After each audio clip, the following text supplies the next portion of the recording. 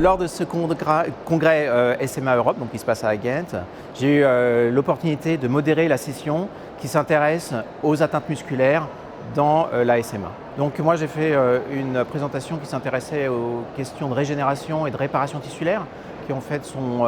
des problèmes récurrents dans les maladies neuromusculaires, c'est-à-dire il y a des atteintes du muscle et les cellules souches auxquelles on s'intéresse, nous, ont du mal à réparer ou deviennent ce qu'on dit dysfonctionnelles, c'est-à-dire initialement elles sont capables de réparer, après progressivement avec l'installation de la pathologie en fait, elles sont plus capables de compenser l'endommagement musculaire. Donc ça c'était une première communication qui était assez fondamentale. Après on a eu une présentation par une jeune chercheuse de l'Institut de myologie qui a présenté l'étude du muscle chez les patients SMA et les patients SMA qui avaient été traités et qui a montré en fait qu'il y avait des atteintes musculaires effectivement secondaires à la pathologie et qu'on pouvait identifier des atteintes moléculaires afin de cibler, trouver des approches qui seraient novatrices pour traiter cette atteinte musculaire donc chez ces patients